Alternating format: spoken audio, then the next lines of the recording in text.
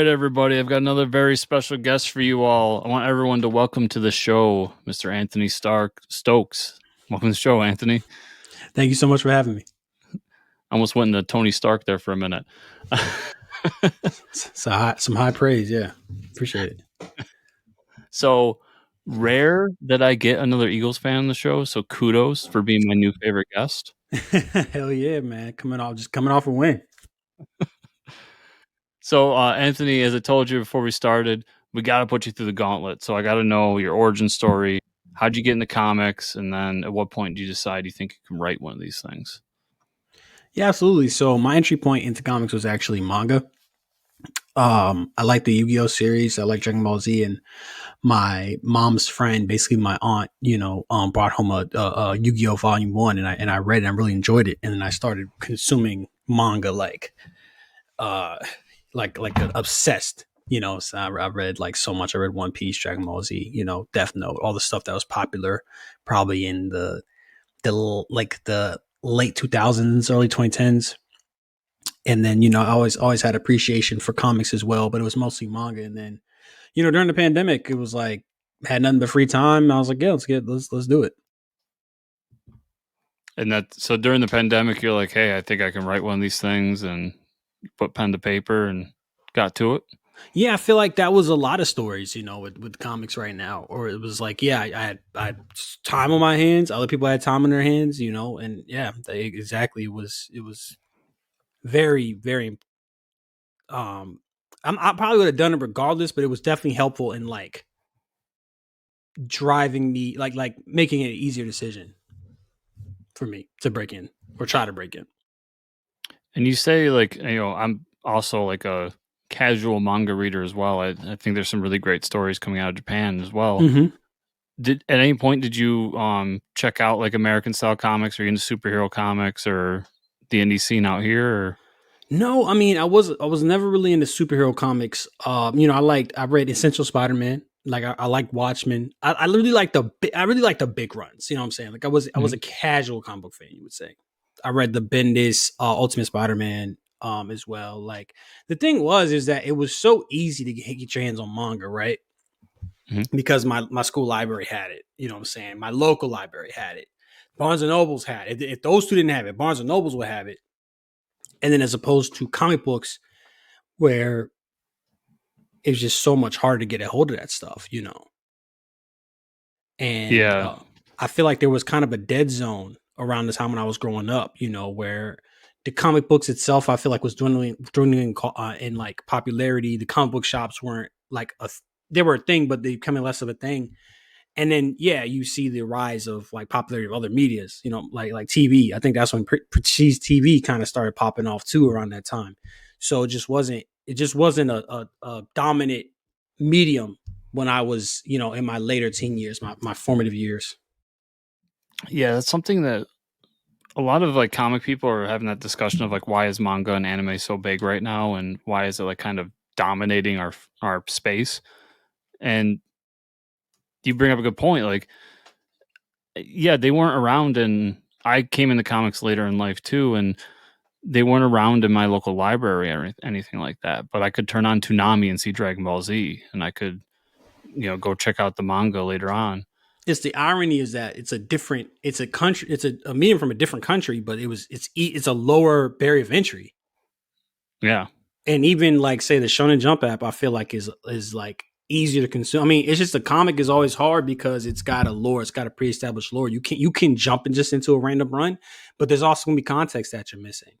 So I also think on the whole, I think it's just better. It's more, if you believe in auteur theory, like it's auteur stuff. You got one creator, like one writer, one artist, sometimes one the same person, and probably some assistants, but it's one team for X amount of time. So you're getting one specific vision as well. And you can make changes, right? Like it's so hard to make changes in American comic books. Like, even though like I feel like in just my vantage point, because I'm not, like I said, I'm not a huge comic book fan. I feel like change was a huge thing back in the 80s, like 90s. I was going through my uncle's old comic books, and Superman changed like 5 times over the course of over the course of these things we were picking up. I remember specifically, I was like, "Yo, he changed again." Like, I think he was okay. This might be a fever dream, but I feel like he was a bull at one point. Maybe I'm I not don't know. familiar with that stuff, but Maybe I'm yeah. Like I said, maybe it's a fever dream. Maybe a false memory. I'm not sure, but and then now you can't do those changes. You can't do that because people are so resistant to it. Like you damn near can't change anything. well, I feel like we made a big change in the 80s, early 90s where I mean, it comes down to one of my favorite books of all time, Dark Knight Returns, really. And I mean, Yeah, Watchmen's a part of this too, but we got more like adult, for lack of a better term, and dark and gritty, and it just never went back. And it's weird because you see things like, just to stay in the Batman realm, like Batman 66 is bigger than ever. And it's this fun, like goofy kind of thing. And it's yeah, weird that the publishers are so resistant to that because, yeah, I think one of the reasons I got back into manga the past 2 or 3 years, and I've actually said this many times, was there was a lack of fun in a lot of mainstream comics. Like, yeah. there's a few books like I Hate Fairyland, like that's this like goofy, fun, over the top, violent book, but those are so far and few between. And I would also argue the execution on those books is not. I'm not a big fan. I hate Fairy Tale Land. I Oh, think it's I pretty love that bad to book. be honest. Huh? I love that book. I'm a very particular with my dialogue. Mhm. And it's a gorgeous book. It's got some of the best coloring. But it's like I don't know, Deadpool. It's like once you get over, if you take out the premise of like, oh, it's a little girl that's cursing, it's like I don't know, I don't feel like there's much left. But I've been told I'm a snob, so that might be me, you know. That's fine. I'm told that too. Whenever I'm like, Deadpool's not that good, guys. You should get over it. Deadpool is not, bro. Deadpool is not that good. The only piece of Deadpool movie that I actually like is Deadpool 2. What's funny is that it's the first movie I couldn't stand. I thought it was, I didn't get it. It's not for me. And then I Yeah. watched Deadpool 2 because I had this thing for the longest time where I had to watch every comic book thing, especially doing this show. Mm-hmm. And I'm like, I kind of like Deadpool 2 better than Deadpool 1. And I think the reason is because it's way less Deadpool. I think that's an interesting thing.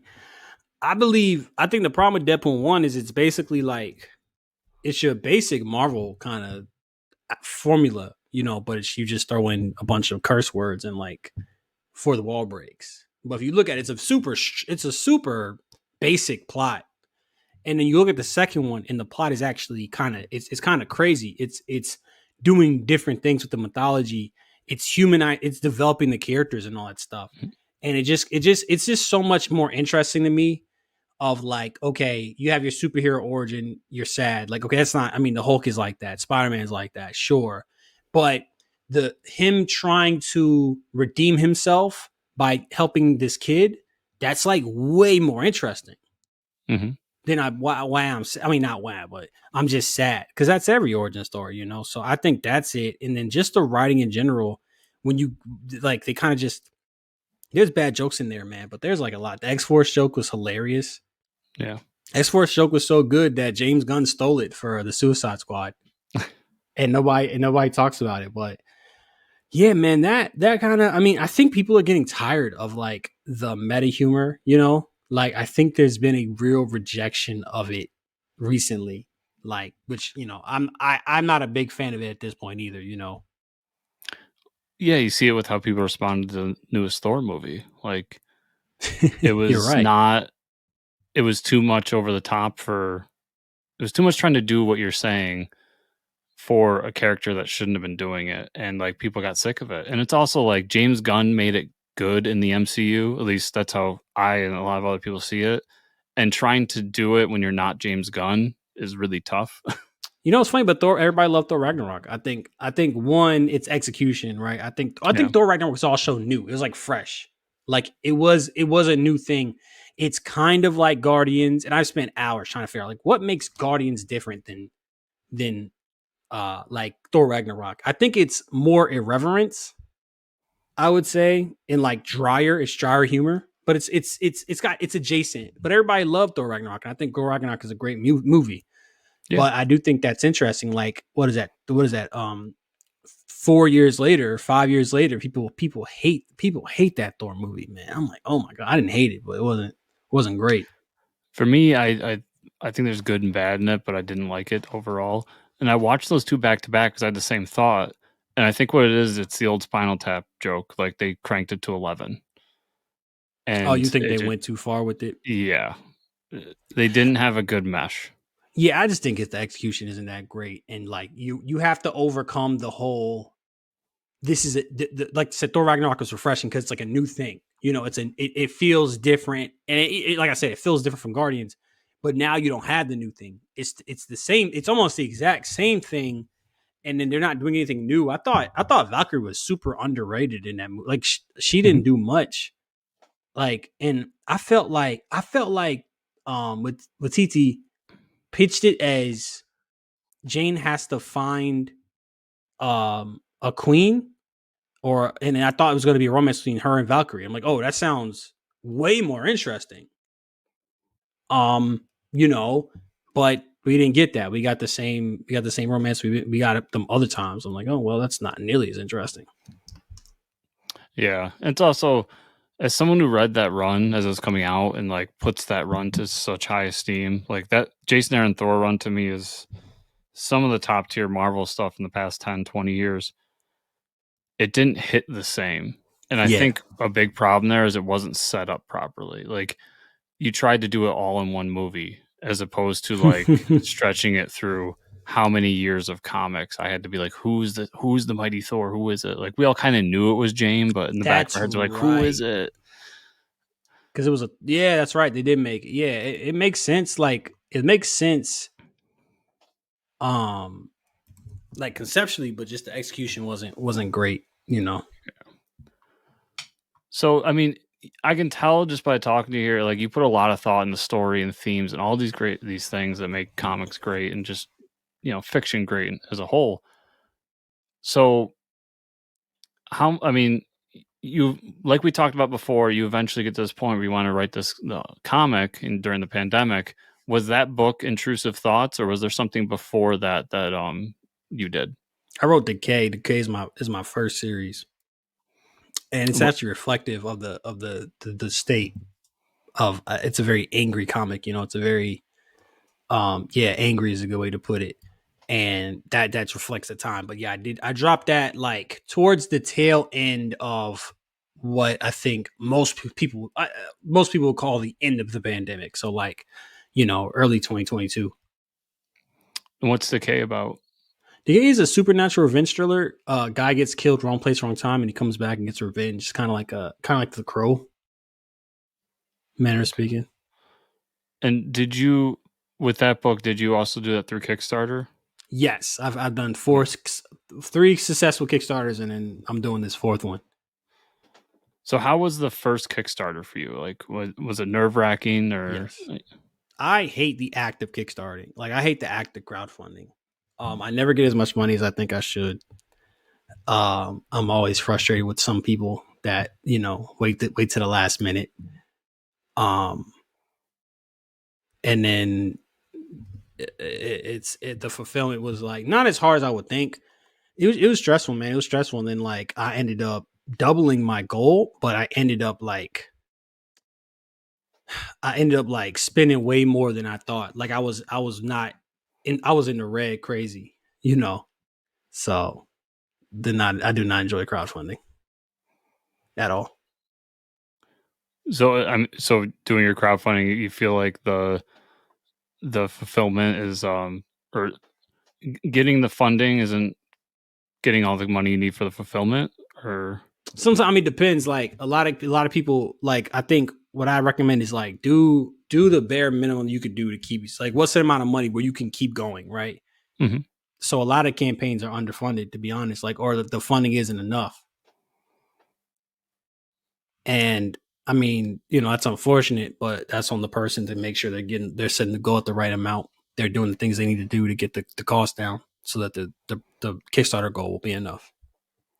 Yeah, that's something I always talk about with different creators. That especially ones that have done it for a long time and are like kind of the gurus of the Kickstarter realm, if you will.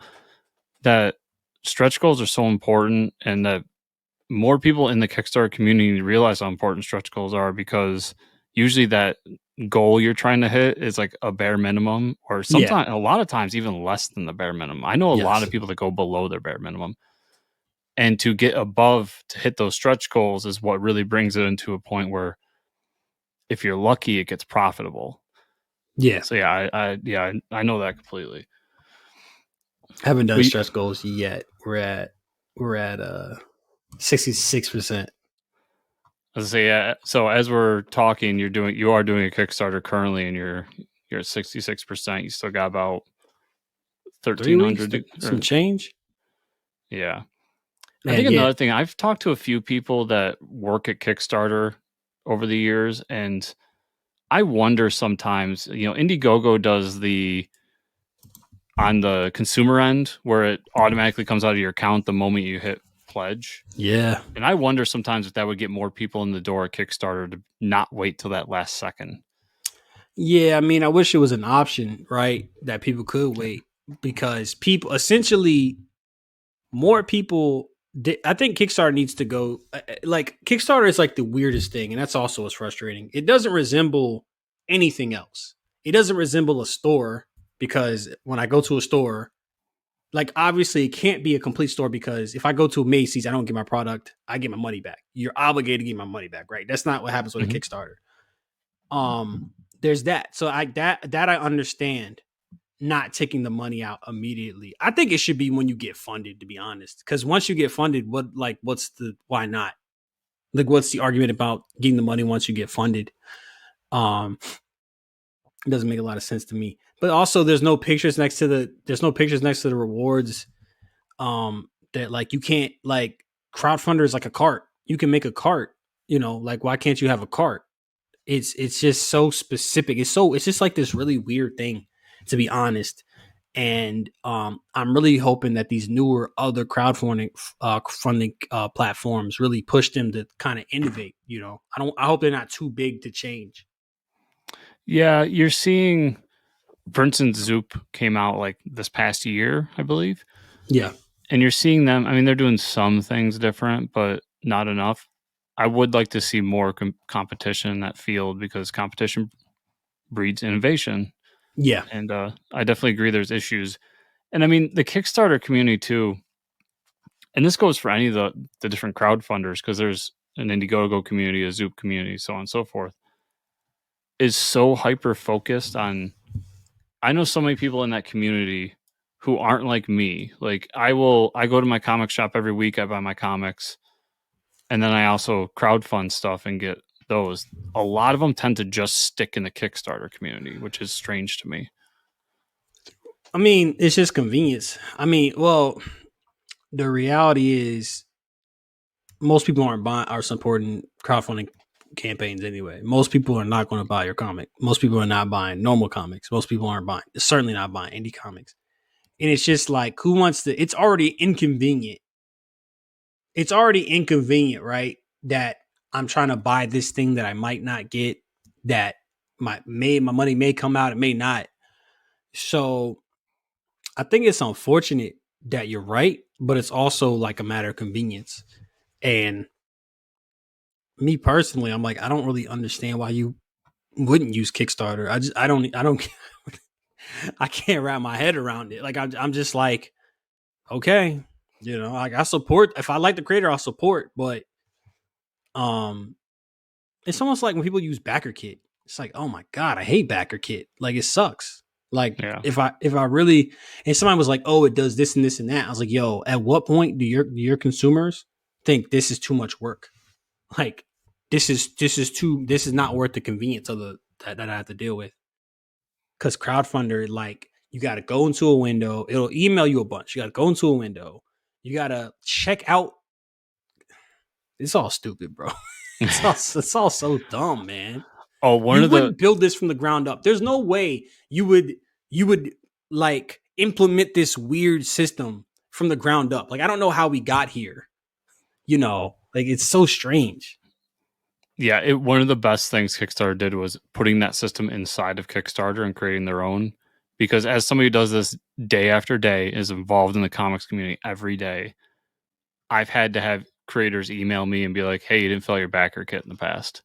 I'm like, oh yeah, because it slipped through the cracks because I get a billion emails a day. Yeah. Well, it's just who wants to do more work?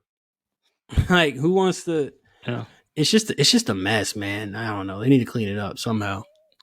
yeah, I definitely agree with you there. So with all that said, like we mentioned a few times, you do have a Kickstarter going right now for your book, Intrusive Thoughts. That's the sequel. So I almost went inclusive. We just did the show and we were talking about something with that. But Intrusive Thoughts. So give us the rundown. What's this book about and why should people back it? Absolutely. So it's about an orphan who his foster parents just use him as a paycheck. They just go in jet set and leave him at the house. He has deals with loneliness, anxiety, depression, and stuff. He has like night terrors. He has migraines and sleep paralysis, and his sleep paralysis demon is like tormenting him, and eventually it bites one of his classmates. So it's a mystery, and I think you should buy it because it's a great looking book, and there's nothing else like it on the market. Yeah, immediately when you jump on the Kickstarter page, the art pops out. That is another thing, and a lot of times with Kickstarters, art can be hit or miss. But Yeah, for this book, I think your artist did a great job. I mean, do you want to shout out your creative team real quick before we move absolutely. forward? So I work with DNS, did the art, the coloring, the line, all the art, and then the Mar Mira Mortal did the lettering. They're a wizard as well, so they did a phenomenal job there. Yeah, and I what always jumps out to me with books is coloring. Like line art, I love line art and seeing it, but the thing that you first see is the coloring, the Yeah, finished product. And you said it's kind of a mystery, and you've almost got that noir style with some of the coloring in here, like very dark blue and gray, all that great stuff. Was that something that you sought out for when you were pitching the book, or I was it a wanted happy something accident? with a very atmospheric style, like almost gothic. My comic book decay was very literal. Like everything that's happening is by design. It's a very simple comic book. It's a simple premise, and I wanted something that was more complicated. I want something that was more had more metaphors. You know, because that was something that I wanted to be able to implement and use more. So yeah, I got getting this style almost like this Tim Burton or like Sandman s style was like it was very important. Yeah, it to me, especially that first page. The first page you see after, well, actually, it's the second page. You see reminds me so much of Powers.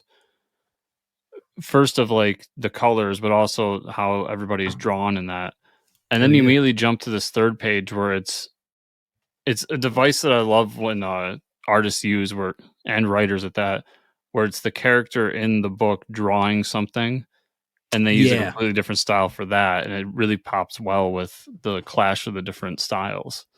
I stole that from Gideon Falls, kinda a little bit. Yeah. We Um, we say creatively borrowed. Creatively borrowed, yeah. So no, yeah, exposition. I always feel like I said I'm a snob. I hate when exposition is super obvious. So I felt like it was a good way to get the exposition out. Like in a clever, like brief, clever way. Yeah, it's so easy to dump exposition like real quick in the first page. And it's nice when I kind of prefer when people just throw me into a world and make me figure it out. But I know for a Yeah, lot of readers that's not the best way to go about it. man. Some people like that info dump stuff. I can't do it either. I mean, that's just well. I mean, anytime I feel like being a creator, right, or being a writer, is essentially how do I communicate? How do I communicate information effectively, and how do I communicate it um like effectively and efficiently, basically, and interesting. And that's part of that exposition dump is that's not interesting. You're not doing it in a creative way. It's not interesting. You're not really making me empathize if I have to sit here and just listen to just you're just throwing facts at me about the universe. Yeah, and it's an art because it's something that when I try to write something, it's something I struggle with. Like it's so easy to info dump. It just really Yeah. is. I hate that shit so much. It's easy for me not to like I just what I do is I try to keep my stories like like I try to be minimalistic with like everything, like with character development, with dialogue, whatever. And when you're minimalistic, it's always easier to I like cooking as a metaphor for writing. It's easier to like under season because you can always add seasoning. Like you can always add salt or whatever. It's really hard to unseason something. It's a really great way of putting it. Yeah, it's a great metaphor. So looking at your Kickstarter, I mean, we've got the typical fare. You can get physical copies, you can get digital copies. There's a lot of cool variant covers you got here. What I like to do is always scroll the bottom because I like the big number ones. They're fun to talk about. So you're obviously working with your artists and have a good relationship because you're doing a lot of like original art, Mm-hmm. original covers, and all that stuff. Is this something that he does all the time, or did you guys have a good conversation? Like, I would like to offer this to my backers. Bro offered the original art. Bro offered the original art, and I was like, yeah, I will absolutely take that. Yeah, and somebody told me I undercharged. To be honest, um, somebody told me I undersold, so I was like, okay, yeah, yeah. So, yeah, no, I mean it's great. I mean, original art is great. It's good for. I mean, you think about it, it's like kind of like the perfect reward because it's like you have if you want to be involved in the process the most. The only thing better than that is being drawn in. It's a great reward. Yeah, being drawn into the book's fun too. I know a lot of people get into that. And I'm going through. You said you haven't really done stretch goals in the past. Do you have any plan for this book if you Oh, I'm are not doing lucky enough stretch to get goals. there? I didn't announce any stretch goals for this campaign because we're not even close, to be honest. So I'll do it. I'll do it later. Because it's like I don't fund super fast. Like I have Mhm. typically my campaigns are kind of like a diagonal line. Usually. So like a stretch goal usually is like to get people to back after after you've met your goal. And I typically don't meet my goal that fast. And then honestly, once I get funded, I kind of just let my foot off the gas. It's a long, I've said season because I'm looking at all that Eagles gear. It's like 30 days. Mhm. I can't care about something that much for 30 days, you know, like I'm gonna need breaks, all that stuff. So I'll have stretch goals, but they'll likely be digital. Like one stretch goal is going to be the issue 2 cover reveal, which costs nothing to review. It costs nothing to deliver, right? Then they'll Mhm. probably do like a wallpaper or something, like just digital stuff that's easy to fulfill. Okay. And also with the campaign, you've got copies of Decay available, Yeah, so everybody can get your back catalog as well. Before we hop off, I mean, do you have any? Do you want to talk at all about the variant covers you're offering? Because you got a lot of really cool ones. absolutely, absolutely. I think they're all phenomenal. And I think I met a lot of great artists on with this. I'm very fortunate. So, the 24 by 4 one is my favorite personally. It's got that kind of that anime influence that I love. I said anime, the manga influence that I love. It kind of looks like Mhm. Persona, the Persona characters, which I mean, I love that.